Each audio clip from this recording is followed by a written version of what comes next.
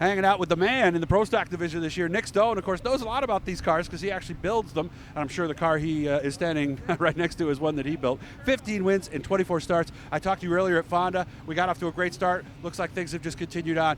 You got to be extremely happy with where this is going, Nick. Oh yeah, of course. It's our best season ever as far as amount of wins to amount of races we've raced. But I think with less racing also makes us more prepared for each race we go to, so that helps out. We're not always stressing, running around trying to get stuff done. When we're running 3 nights a week, we're not always 100%. We're kind of just showing up to the racetrack, and it will show in our results a lot of time. This year, I mean, we've been 100% ready every track we've showed up to, and you can see the difference. Yeah, and obviously I was in your trailer. You got a lot of extra parts and things in there that you sell to other people. That helps you obviously too. Yeah, oh yeah, it helps us do these travel trips too. You know, guys come up, buy parts, and of course we got spare parts in there where we can make pretty much something happens earlier in the night, we still can make the feature. We usually have enough parts in there for other guys to get through the night as well. So we bring a big trailer load. That's our new trailer that we got this earlier this season. I like that. Yeah, loaded it right up too. It's got plenty of stuff in it. So what have you done here in Wheatsport before? We've ran here twice. This will be our 3rd time here. The first year they had us, we won the first year, and then last year we finished 3rd. Okay. So we do fairly well. The track gets slick. We generally do okay on the tracks that get like that. So we're hoping for tonight to be slick because that's what we're kind of getting ready for, and that's what we're set up for. So hopefully that's what happens. I'm looking underneath the cars around us right now, and you and I were talking about leaf springs versus coils. Mm-hmm. I see mostly leaf springs. There is. There's probably, I think maybe only one I see that's not coils. is yours. There might be 3 of us here. That's it. Okay. That's it. Yeah. Okay. But I have 10.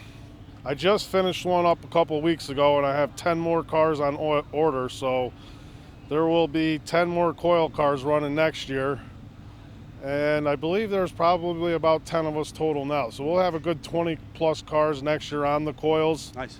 I suggest everybody probably start heading towards that route. It's definitely easier maintenance. It's going to save you money in the long run. You're going to show up to the track more consistent. Once you find that setup you want, it's easy to put it back in the car. Okay. Leaf springs, well, you can get a leaf spring to work very well, but you can just show up to the track one day and suddenly it's just what happened, you know? That's the reality of leaf springs, isn't it? Yep, they just give out like on torsion like bars, that. right? Exactly. They just go and exactly. they go. Yep, exactly the same. Mm-hmm. So, now, are you still making cars that they can do either or with? That would be just good business, wouldn't it? Yeah, so far every car has, from last year and the ones going into 2021 are going to be coil or leaf.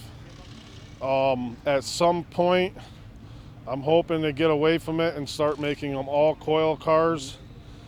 I'm talking. Understand. I mean, people go with what they know, don't they? they? Right. But I think it won't be hard to teach guys that these are the better way to go. I can tell you that much. So with that purchase of the car comes some tech help.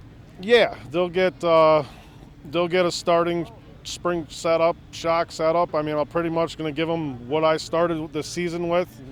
Mm-hmm. Scale numbers too? Scale numbers, bar angles. Okay. They'll get a whole list of everything they need to go home to scale their car when they get it. And everybody's going to be slightly different. Some might hop in it and not touch it at all. They're going to probably love it.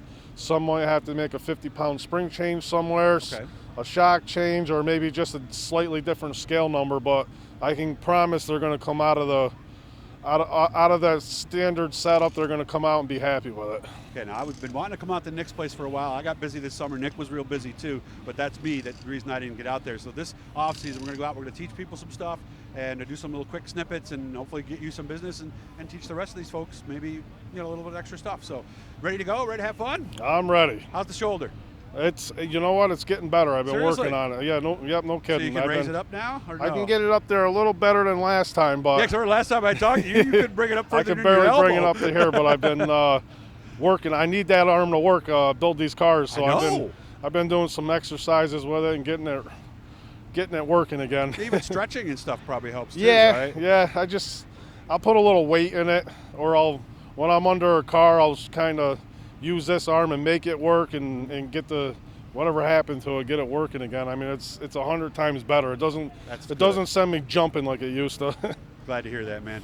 And that happened from you holding on to that bar in the car, huh? Yep. I jarred it just right when I hit the wall, so that I don't do anymore. I don't even have that bar in the car anymore. Good. Yeah, that way you don't accidentally, out of habit, go up there and grab it. That's exactly right. Good to see you, man. Again, like always, hit the blue E down there in the corner. Nick's, I think, a subscriber already. All that does is just let you know we're doing something cool. It does not cost you any money.